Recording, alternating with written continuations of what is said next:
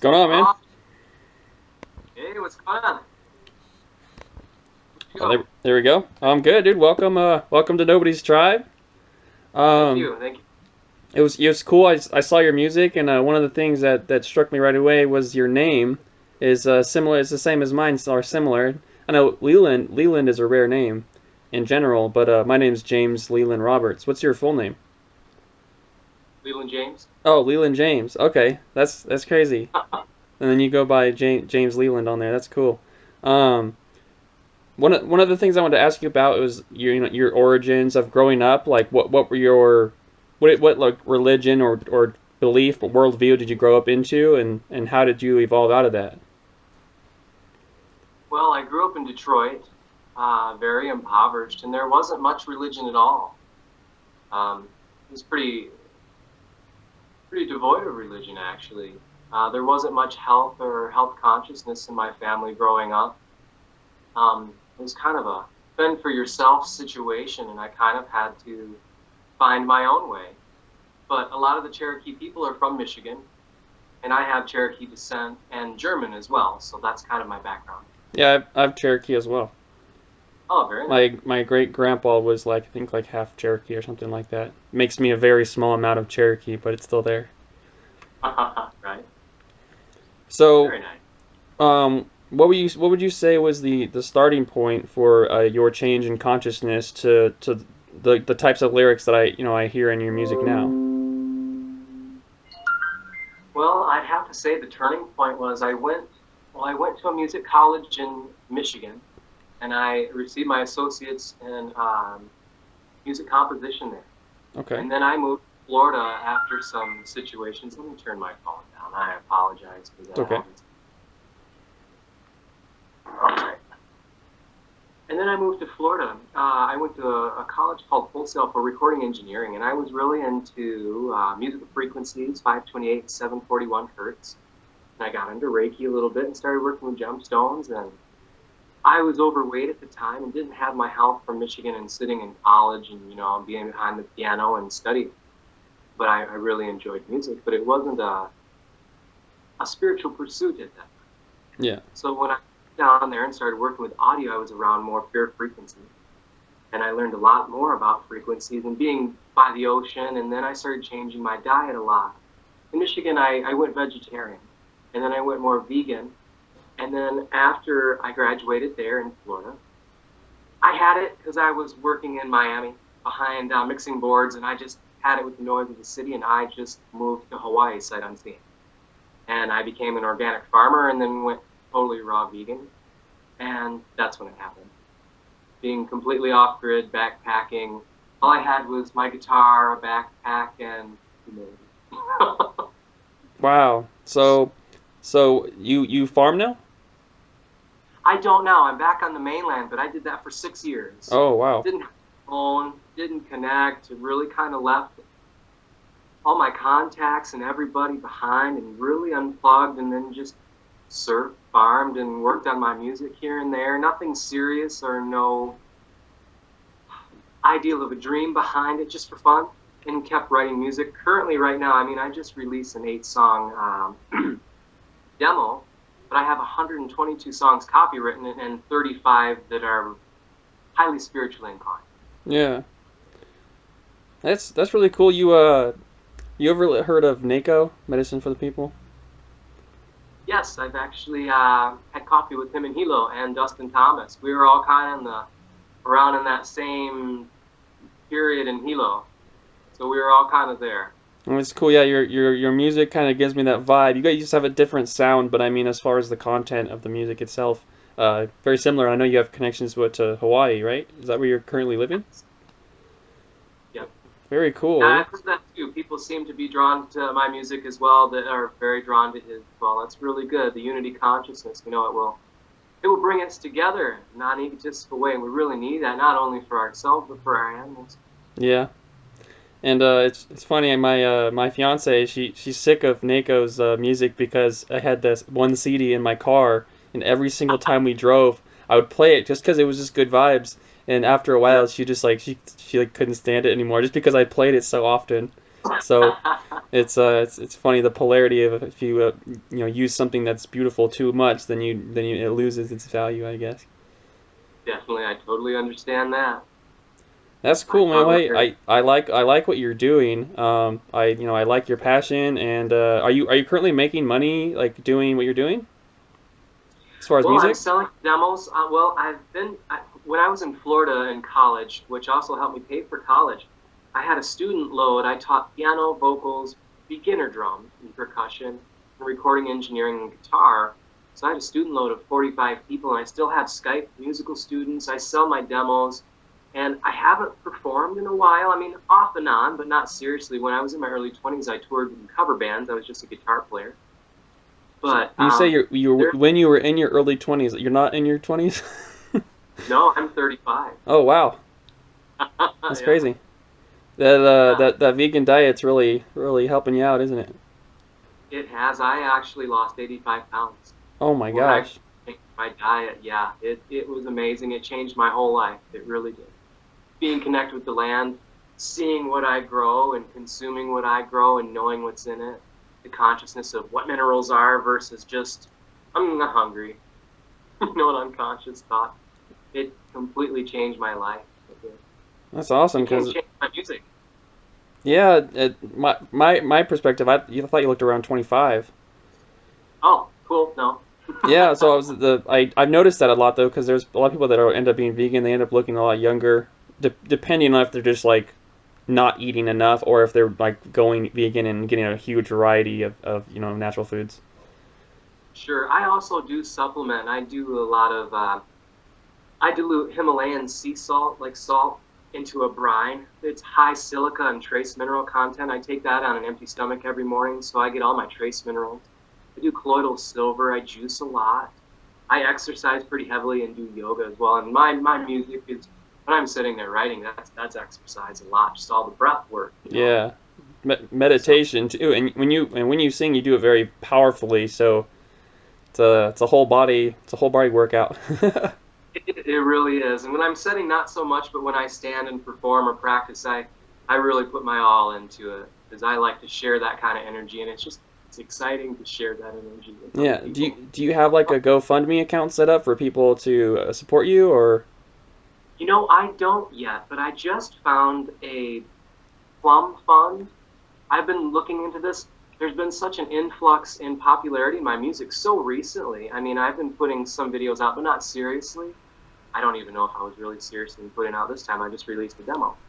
But there was a big influx, and it's been a lot to keep up with that. Plus, I've been also traveling and doing kind of my spiritual journey. I went through Devil's Tower and the Medicine Wheel lately, and it's been a lot of personal growth. So I've been doing that as well. There's been a lot going on. So no, I have not. Okay, well, as in, if there was, or if there's a place that I could direct people to maybe buy your album online or something like that, do you have a website? I do. The best place to find my music right now is Leeland James at bandcamp.com. And I have 8 songs up right there. Plus, in 2013, I did release a full record, but I pulled a lot of the music off just because I'm kind of reworking some of those songs. And there's 3 of those songs up now. And that record was produced by Charles Brotman, the guy who does the music for Hawaii Five-0, the new music for that. Oh, He's very really cool. great. Well, and then for anybody that is watching this video, I direct you maybe to like if you do want to donate and you already bought an album, maybe PayPal him or whatever. If you guys want to send gifts, I think we all should support our local conscious artists. I say local, I mean anywhere on earth. Sure, I'm a traveler. Yeah, yeah. But aren't we? So yeah, I definitely want to get the word out and have people come support you. And if you don't mind, go ahead and play a jam. All right, sure. Unless you had any I, questions for me. well, tell me a little bit about yourself before I start just, put my music out there. I'd like to know more about you and like what made you contact me about this interview. Okay, for me, I'm 24. I'm 24. I'm 23. I'm almost 24. I'm 23. Over the past 5 years, I went through lots of struggles, drug addiction, and just feelings of emptiness. The whole searching for meaning in life.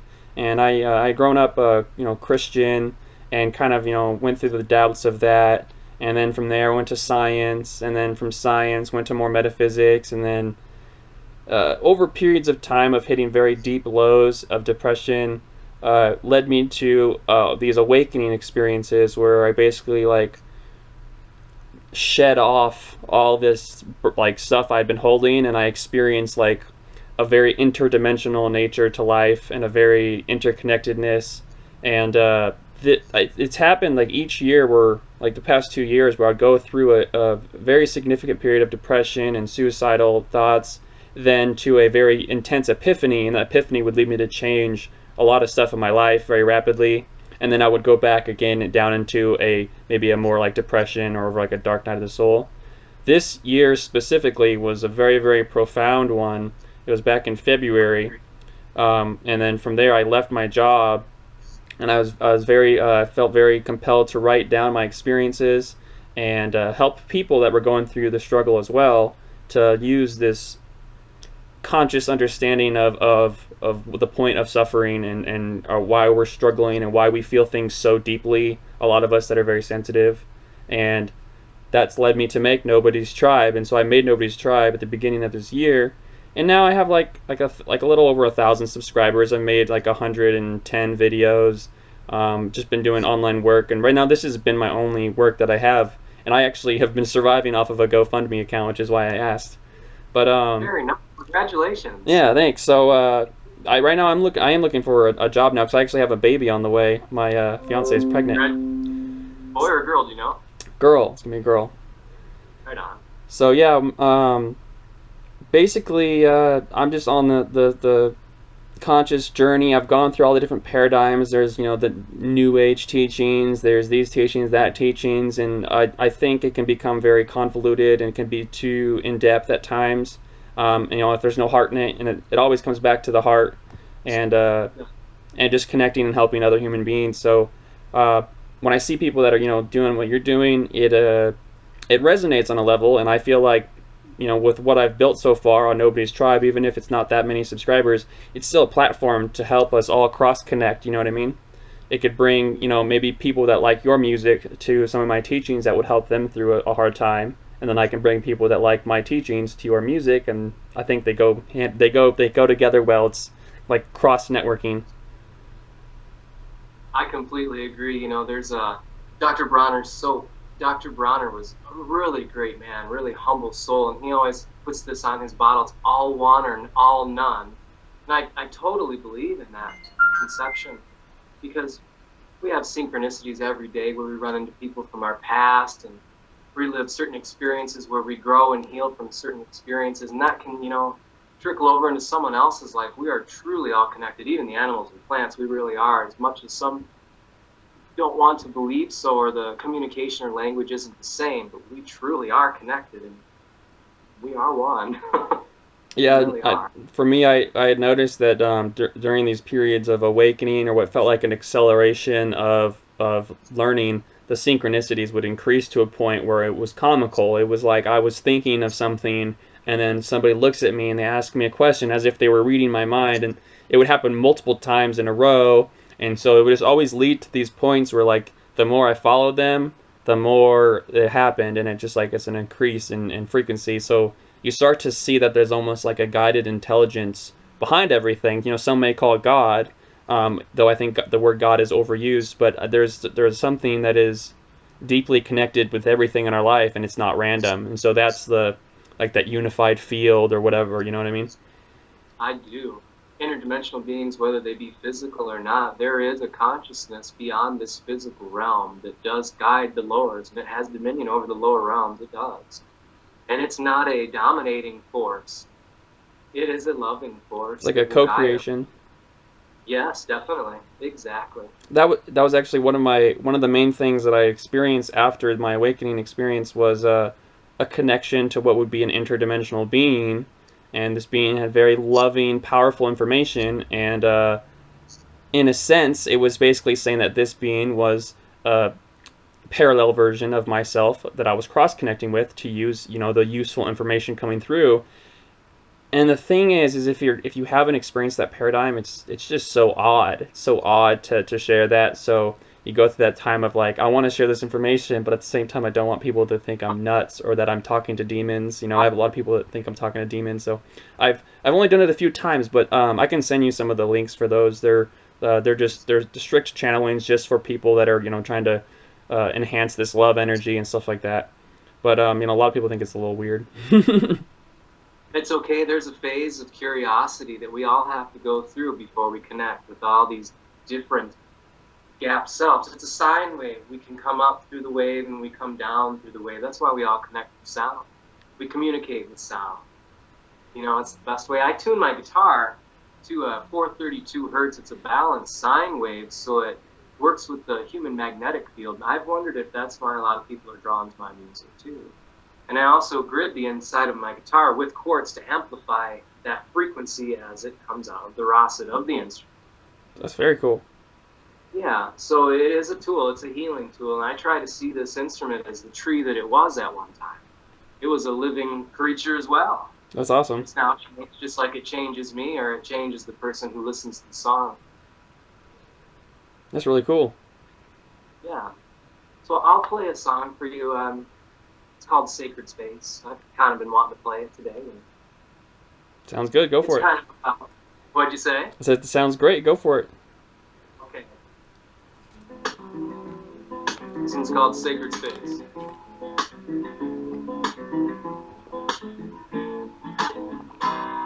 Well, I am the fire that stands upon the water, a soul that's going out to be recognized.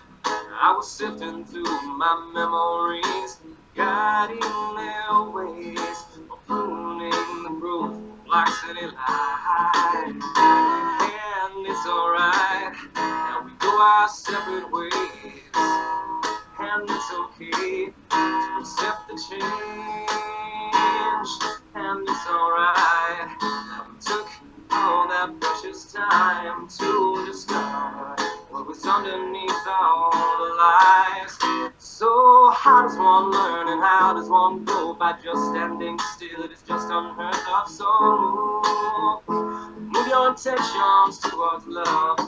So how does one change when the world you love stays the same always? Always we need to remember to move. Move our attention towards love from that inward sacred space.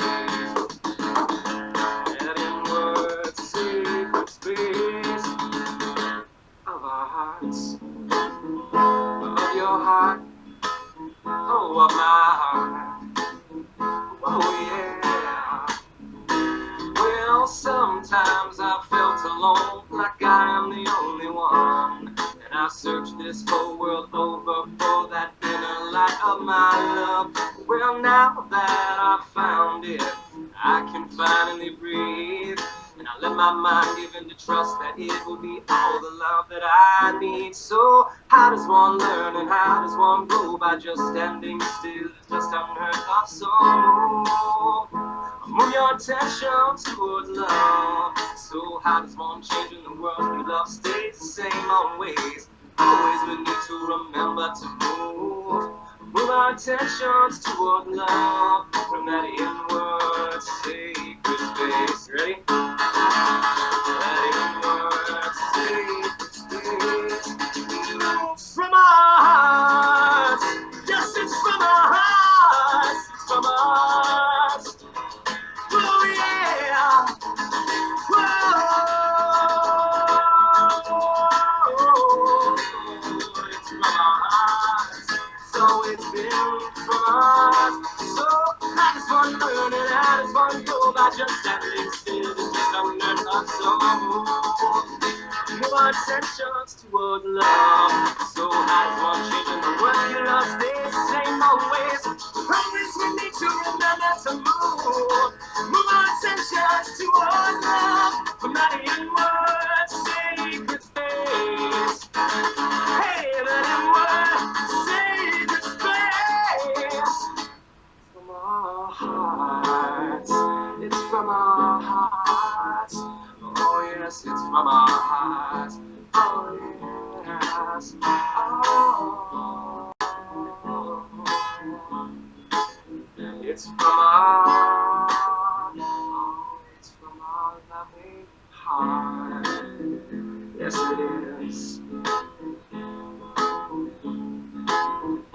Oh, yeah. So it's from the sacred space, right? That's awesome, man. That was good. Thank you. It's an honor to have you on Nobody's Tribe. If you could say that website one more time. Say that again, please. Though, if you could just say the website one more time where people can find your music. Okay, the website that people can find my music is leelandjames@bandcamp.com. Okay, and Thank then you so much. I feel honored that you were having me on your show. well, hey, it's equal, mutual. There we go, mutual honoredness. Also, do you know your URL for your Facebook? I don't. You don't? Okay. Leeland James, how people can find me. Yeah, Leland. It's Leland, or is it James Leland or Leland James? Leeland James. Oh, Leeland James. Okay, Leeland James on Facebook, and of course I can put a link down below. Well, hey man, have a great rest of your day. It's a pleasure having you on, and I'm glad that we could connect. Mahalo, same here, brother. All right, take care, man. Aloha. Aloha, man. One love.